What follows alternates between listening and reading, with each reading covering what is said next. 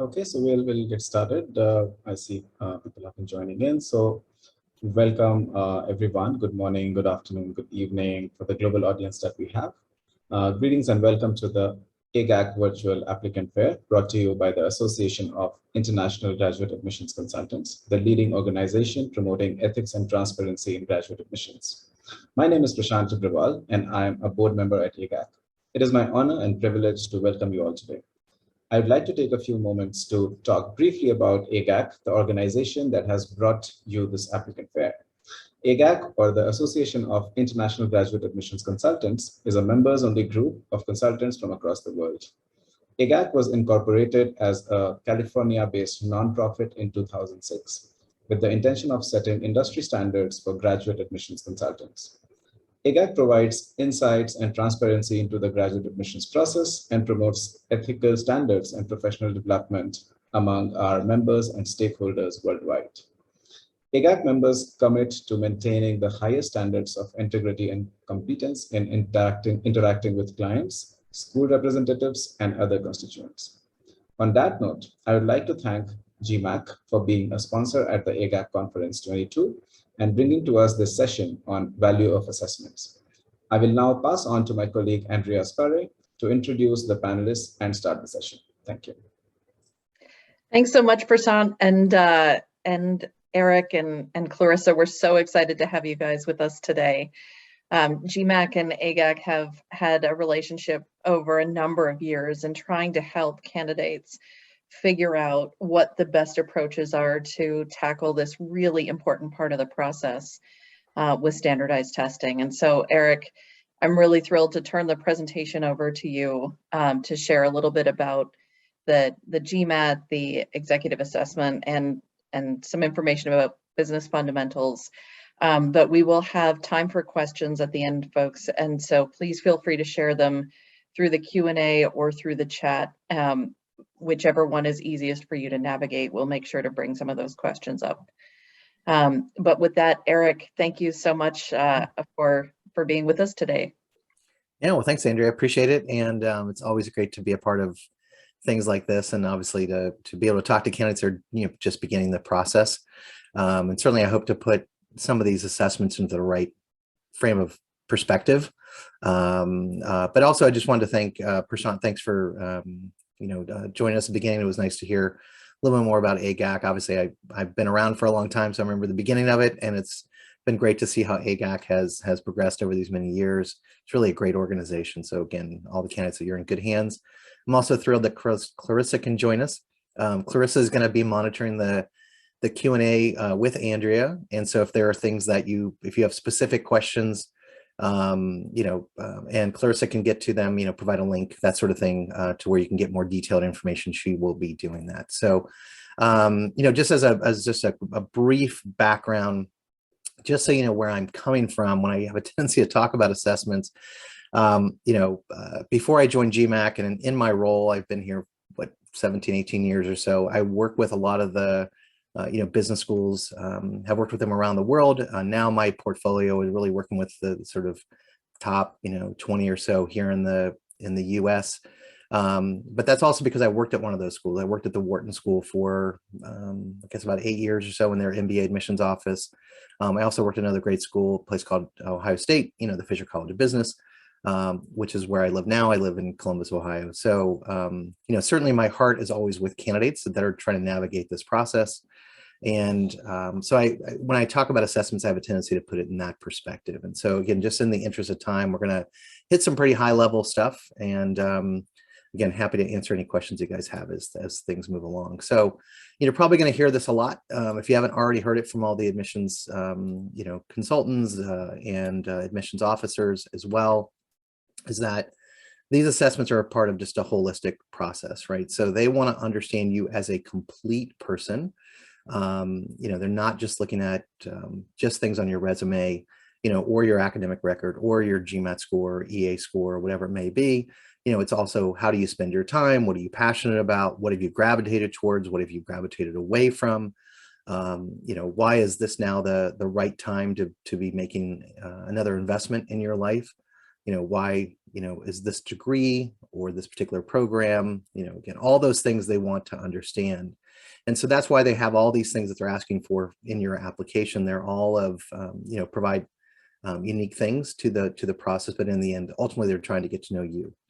But one of those things, obviously, is your academic aptitude, right? That's a critical question, right? None of them want to, from an ethical standpoint, admit anyone that would struggle too much in the program, right? They ultimately are trying to set you up for success. And therefore, they need this information to be able to understand that. But one critical piece is your academic aptitude. So are you prepared to handle the academic demands of the program? So that's where they're looking at your transcripts. They're looking at the individual courses. They're looking at how those grades have progressed over time. If there are additional courses that you took, whether it be a master's degree or even a doctoral degree or some other type of graduate course, may even be just the course you took at the local college down the street just because you needed some additional, needed a refresher because you've been out of school for a little while.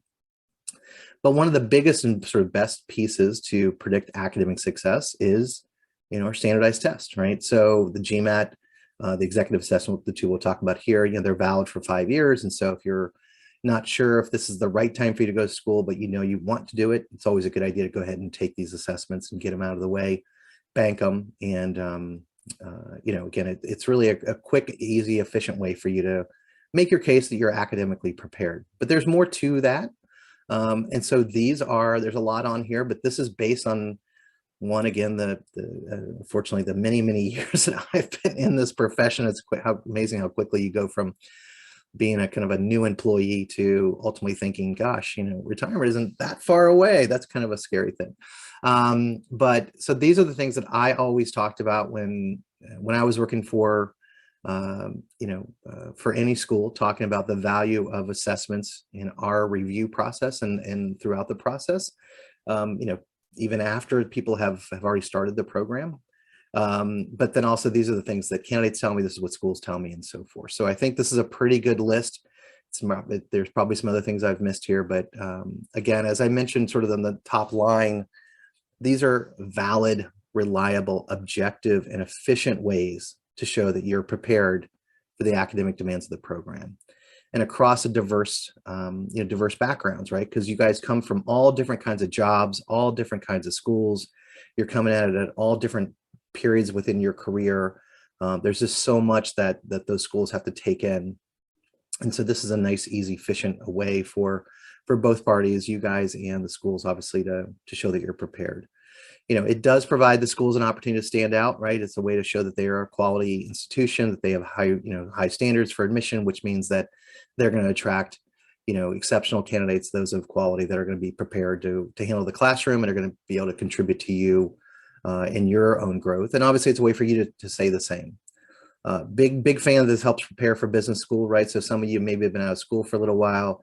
It's time to get back into the study mode. It's a way to dust the cobwebs off.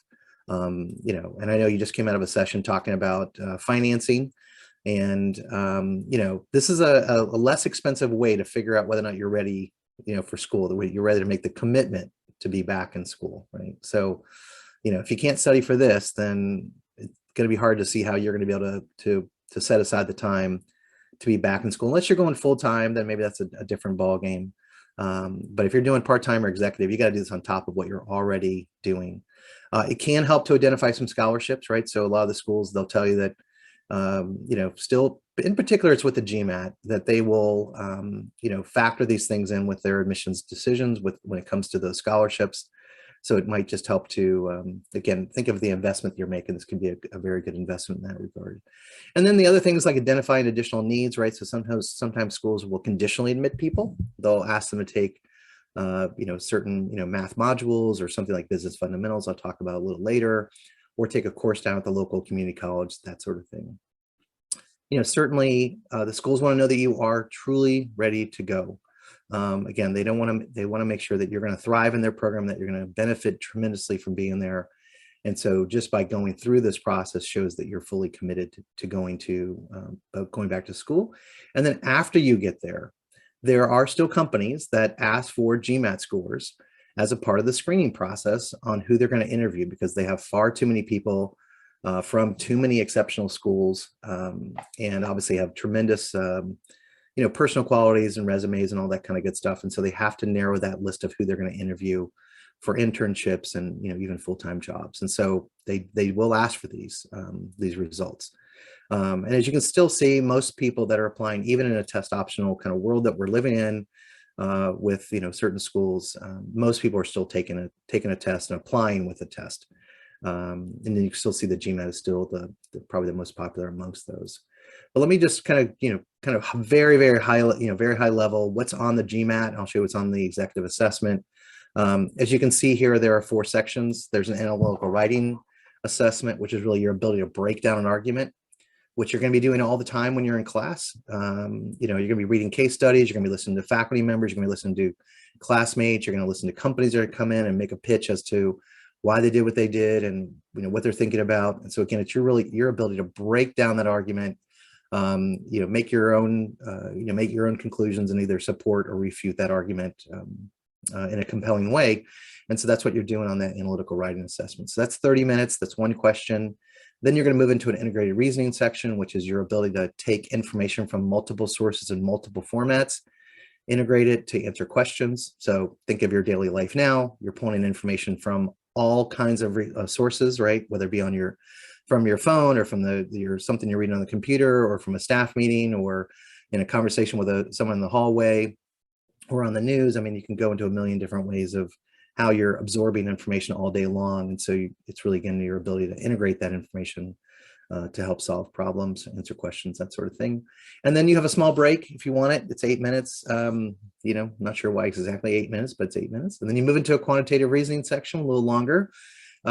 This is not just a bunch of math skills. This is really your ability to reason from a quantitative perspective. As you can imagine, that's a pretty important skill to have when you're in business school and in business in general. And then you have another little break, and then you move into verbal reasoning. This is your ability to comprehend what you're hearing, what you're reading, to be able to even have decent grammar skills, things of that nature. So really important sections. All of this stuff plays out in business school, certainly plays out outside of business school, but that's why these are the sections on the exam. Now on the GMAT, you have the choice of the order you want to take. There are a couple of different ways that you could take this. So if you wanted to start with quantitative reasoning, you could. If you want to start with verbal reasoning, you could, right? So there are 3 options.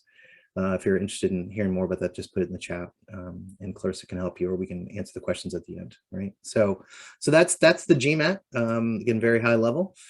Here's EA, which is the executive assessment, which was designed originally for executive MBA programs that came to us and said, look, we like the GMAT. We think it's great. It has it's highly predictive. We love that they have to get back in a study because they've been out of the study mode for a long time. But we have incredibly busy applicants. They are not interested in taking the same assessment that some people that are reporting to them are taking, right? They want something shorter, a little bit more focused on readiness. Those programs obviously have, people are applying with a lot more things in their resume and things that nature, a lot more life experiences. So they were looking for something that really fit them a little bit better. And so that's where the executive assessment came from. As you can see, it's got 3 sections. So it doesn't have an analytical writing section. It's much shorter. It's 90 minutes versus a little bit more than 3 hours on the GMAT. And I think GRE is 3.5, 3:45, something like that. There's no breaks, so you're in and out. It's efficient. Again, this one is really focused on readiness, which the GMAT is a little bit more focused on not only readiness, but also comparing and contrasting candidates a little bit more. So this has expanded though to not just executive programs, but to part-time, to executive masters, to online programs, and now to full-time MBA programs. So some of the schools I know that are maybe attending this event, some of the schools you guys are looking at are accepting the executive assessment, but not all of them. So be careful with, don't want you to have to prep for this and then take it and then all of a sudden realize that the school doesn't accept it. But again, happy to provide you with that list of schools if that would be helpful to you. Let me just show you what it's like, to take these exams, right? So with the GMAT, it's question adaptive, right? So, you've got basically questions that come in a certain order and they're at a certain level. And so we serve up a middle tier question to you first. And, it makes sense. You might be a little nervous at the beginning, and maybe that question you normally would have gotten wrong, you get a question you normally would have got it right, you get it wrong, right? Just because of you're nervous. And then maybe you're still nervous and you get the next question wrong and you're like, okay, So now you finally get down to a question where you can just relax a little bit, say, I've got this one. You get that question right. And then your, confidence starts to go up, and ultimately you're going to get back up to where you really should be testing, right? So now you're not nervous, you're in your mode, you're doing your thing. And then ultimately it's going to kind of bounce around. You might get a question right, question wrong, the question right, but you can see that it continues to narrow in on where you really are in terms of your ability on this particular assessment. And so, in the end, we're going to give a very accurate, predictive score to you and to the school. And so here it's not how many questions you get right and how many you get wrong, it's really which ones you get right on a consistent basis. So what it's going to feel like at some point is every question is, challenging but doable. Now that's a little different than the executive assessment, where we're going to give you a group of questions. And then depending on how you do on those, we're going to then funnel you to another group of questions. So with the executive assessment, we give you 6 medium level questions. And depending on how you do on those, we give you another 6. They're going to be a little harder or a little bit easier. And then depending on how you've done on all 12 of those, we can make some suggestions or conclusions based on where we think you might end up on the verbal section and the verb and the quant section. And there's some other stuff that integrated reasoning measures that you don't see in those other sections alone, but nevertheless, we can take the information from that to route you to either an easier or harder set of verbal questions. So here you get 7 of those. And then depending on how you do on those, we're going to give you another set, again, more appropriate to your level. And then the whole thing starts over again with the quant section. So within this group of questions, a group of 6 or a group of 7, you can review them, you can bounce them around, you can look at the harder ones if you want, look at the easier ones you want, how you want to go about that. But then when you submit them, it will then route you to another set. So you can't go back, but at least within that 7, you can bounce around a little bit. So a little different experience. Did want to tell you that there is a lot of prep available to you. So this is the official GMAT official prep, which includes tons of questions. It also includes 2 full-length computer adaptive tests that are using the same algorithm. They're using all retired questions. So it's about as real as you can get with the real GMAT. And those are scored. So you're going to get all your sub scores. You're going to get a total score. It's a great dress rehearsal, great way to see where you are, to see how much more prep you need. And then you go from there. Now, if you want more prep, it's available to you. There are costs associated with this. They're very reasonable, but there is additional prep. But again, the free prep is what most people need, and that's usually just fine. But again, there's additional prep available, including lots of additional exams. People seem to really like these because again, it's more what they're really going to experience. Now, also with the executive assessment, there's also lots of prep available too. Now, this is not free, but it's there's bundles that people seem to like quite a bit. Has again tons of questions. Also includes full length tests that are again same algorithm, again same length. It might look a little different on the screen than what you're going to see when you take the real exam, but nevertheless, it's a great way to prep for it. You can see on the right, there's lots of good feedback about these, and you can also see how long people are taking to prepare total, for the executive assessment. And then the last thing I wanted to mention before we move into the questions is that we just launched Business Fundamentals. So we did this in partnership with Kaplan, who you may be very familiar with. So we're very excited about this. This is great for a lot of people that, especially those that haven't been in school for a while, or didn't major as as an undergraduate in business, or just want to get the terms down that you see in your sort of basic courses when you start you start business school. So in stats and accounting and finance here, you can see some of the things you'll get down below. It's a lot of self-pacing. It's there are sort of little mini exams. There are exams within it. So again, it's something the schools can, if you want to provide the information to them, or if they purchase it for you, they'll also have information that can also help them with giving you good advice on where you are, any additional resources that you might need. But pretty excited about this because just on a personal level, I went to a small undergraduate college where everybody wanted to be a poet. And we didn't have business as a major. We didn't have accounting. We didn't have, the most we had that was related to business was economics. And my wife ended up getting we both went to the same college. She ended up getting her MBA part-time. She was a chemistry major, and then went on and got her PhD in organic chemistry, right? She's pretty bright, right? She can work hard, but she hadn't been exposed to a lot of these terms and a lot of these general subjects. And so when she was admitted, one of the first things she did was call up the school and say, hey, do you have any resources where I can go ahead and get started? And, when I told her about business fundamentals, she said, oh, I wish that was available when I, had started. So anyway, a lot less expensive than taking a course at your local community college and so forth.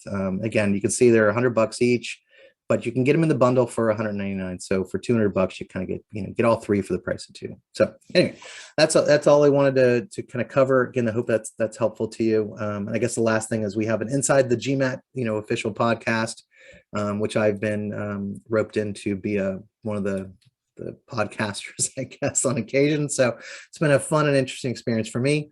As Clarissa would say, I am an international superstar podcaster just because people in 130 countries have listened to some of these podcasts, but there's good information there. So anyway, with that, I don't know if there's any questions that we got, Andrea.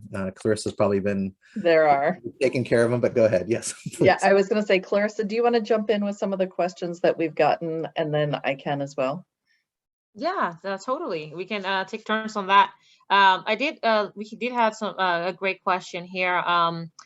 How do candidates who have a learning difference best navigate the process to gain accommodations? Yeah. And is there a resource that could help them to understand the process? Yeah, absolutely. It's a great question. There are, excuse me, there are accommodations for both the executive assessment and for the GMAT. There's a process, there's an application process that you go through to get those accommodations, right? So, the goal is obviously to make things, fair for everybody, right? So, we certainly we don't want anybody to be at a disadvantage. We also don't want anybody at an advantage, right? So there's a process that you go through. So don't just register for these assessments and then ask for an accommodation afterwards. Go through the application process, get confirmed for that particular accommodation that you need. It might just be extra time, right? It might be that you need to have somebody, have the questions read to you, right? Through it's basically a machine that's reading the questions to you.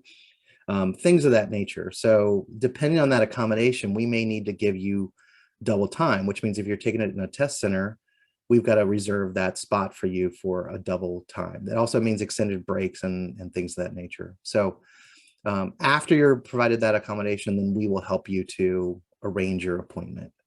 So Clarissa, if you don't know if you can't find the link to that, and put that link in the chat, anybody who is looking for those accommodations, just send me an email. You can see my email address there, echambers@gmac.com. I'll be happy to provide you with that link.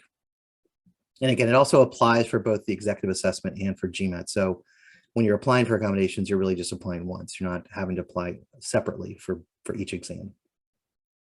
Yeah, I'll definitely look into that and make sure to add it on the chat. Oh, well, we get to the next question then. Do you want to take on that, Andrea, or do you just want me to go ahead and ask the next one? Why don't you go to the next one, and then I've got a couple of other questions.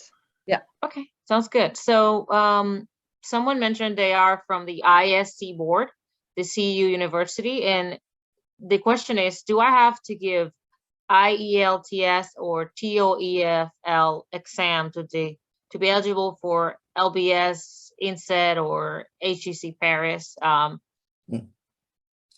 So they're talking about the language test, English language test, right?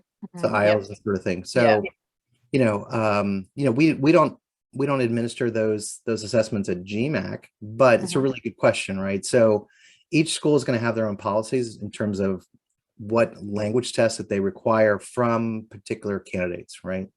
So if you were, typically, again, you really need to talk to each individual school. So I probably, again, but typically, if you went to an undergraduate school or got a graduate degree that was taught in English, you typically have those exams waived, right? Because they can see that you performed well in an English speaking program. But again, every school is a little bit different. Every school will have, which exams that they will accept. So, definitely check their websites. If you don't see it on their website, just send them an email, give them a call, that sort of thing. They'll be happy to answer those questions. Okay. Eric, one of the questions that came up, sorry, Clarissa, I was just going to jump in with one about the executive assessment, because as is appropriate, a couple of folks referenced the fact that not all schools take the EA. So Right. Why would you take it? Certainly, we've seen some candidates use it effectively, both for full-time and for part-time programs. But I'm curious if you've seen an increase or continue to see an increase in the number of schools that are accepting the EA, and are there tests or things, research that's been going on to show the efficacy of the EA versus the GMAT for students and programs? Yeah, I mean, I probably should have, on my initial introduction, it started in 2016. So this is not, it's been around for what, 5, 6, 7 years now. Again, it started with executive MBA programs, and it has been picked up by other program types. So yeah, we've done the validity studies for the executive, on the executive side, on the part-time side. We're getting ready to do one on the full-time side. The schools we've talked to are pretty confident because they've had candidates take the assessment, come in and perform well. So typically the schools that have accepted EA for their full-time program had been accepting it and continue to accept it for their MBA, part-time, and so forth. So they became very, very comfortable with the exam. So it's again, still kind of in the adoption stage for a lot of schools. There's 105, I think, schools that accept it.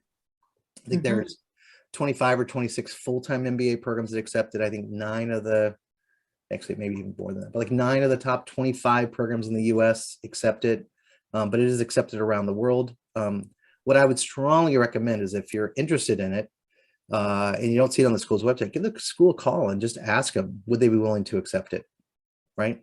One, what's the worst thing they can do? They can say no. The second thing though, you're telling them that, and again, maybe there's other candidates they're calling, like, we'd like to be able to take this assessment, right? Because it is, from the validity studies we've done, it's highly predictive. It's a very good assessment. It's also a great option for a lot of candidates, right? Again, the prep is less, just in terms of total number of hours that people are preparing for it. The exam itself is shorter. You can reschedule as often as you want without, any additional fees, assuming that's not within 24 hours of the exam. You can send your scores to as many programs as you want. I mean, there's some real nice things that we built into there that really fit that executive population, but are very popular to a lot of people. And I think that's why it's been accepted so much. So, and it has been a test that's been growing, versus like the GMAT and GRE, where within a test optional world, these, the numbers, the total number of people taking tests has been declining. Right. So. Perfect.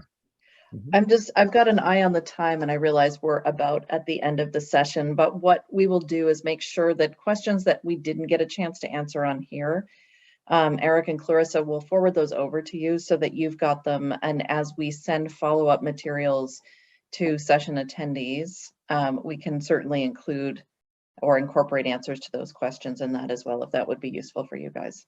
Yeah, it'd be great. Yeah, thanks again. Thanks for hosting us. I mean, allowing us to join you guys, and good luck to everybody out there. It's really a transformative experience to go through this process. So, I'm excited for you. Good luck. Yeah.